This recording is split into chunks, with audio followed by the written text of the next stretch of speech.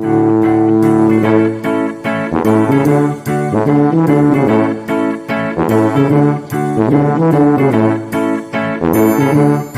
मेरा नाम प्रदीप सिंह है।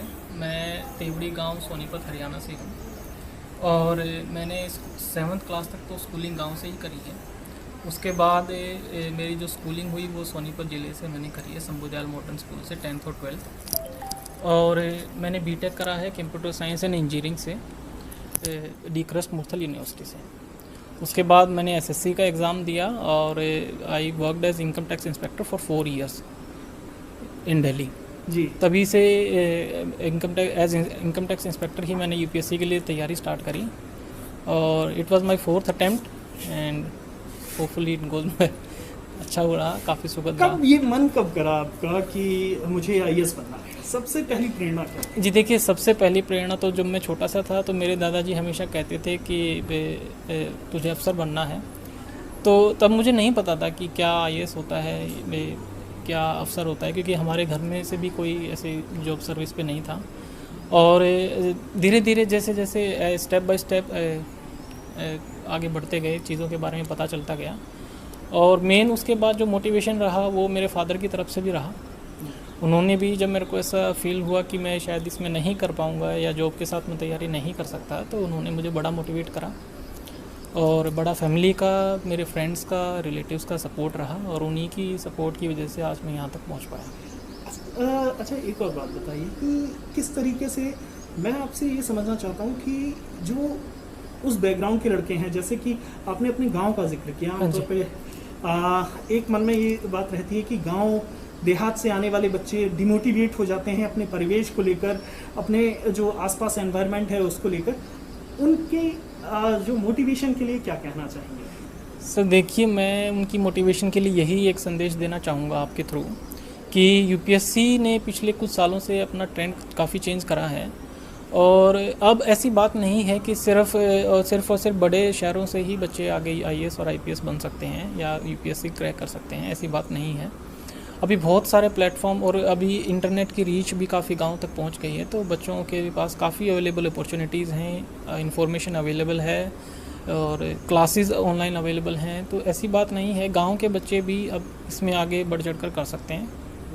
और मुझे लगता है कि मेरे थ्रू अगर उनको कोई प्रेरणा मिले कि अगर मैं कर सकता हूँ तो वो भी कर सकते हैं। अच्छा, एक बार बताइए, 4 अटेम्प्ट आपने दिए। हाँ जी।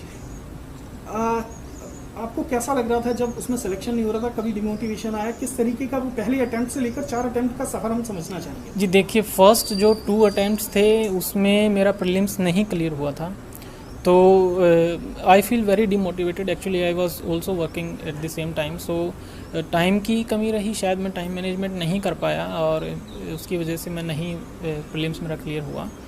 तो उसके बाद मेरे को काफ़ी ऐसा डिमोटिवेटिंग फील हुआ। आई फील कि मैं शायद नहीं कर पाऊँगा जॉब के साथ, तो और मैं जॉब भी नहीं छोड़ सकता था।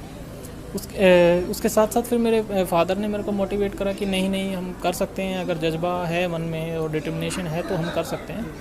और उसके बाद फिर मैंने दोबारा तैयारी करी, दोबारा इसके लिए मेहनत करी। तो last year I got 260 rank in UPSC और I got IRS customs and excise and this year it's before you.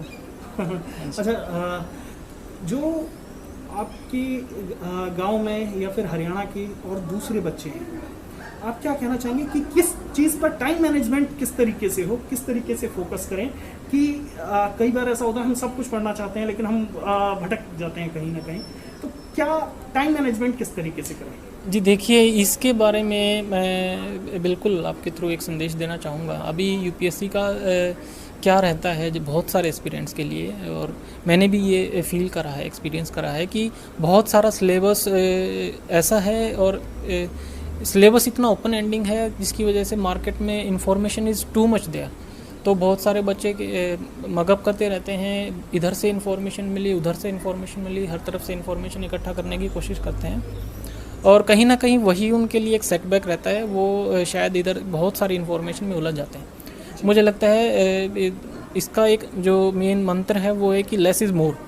तो टू द पॉइंट आप रहिए, अपने सिलेबस के लिए आपने अपने नोट्स बनाते रहिए, करंट अफेयर्स से आप साथ में जुड़े रहिए और जो आपके बेसिक कंसेप्ट्स हैं उनको आप क्लियर करें, क्लियरिटी के साथ पढ़ें, तो क्लैरिटी रहेगी तो फिर you will be able to crack it.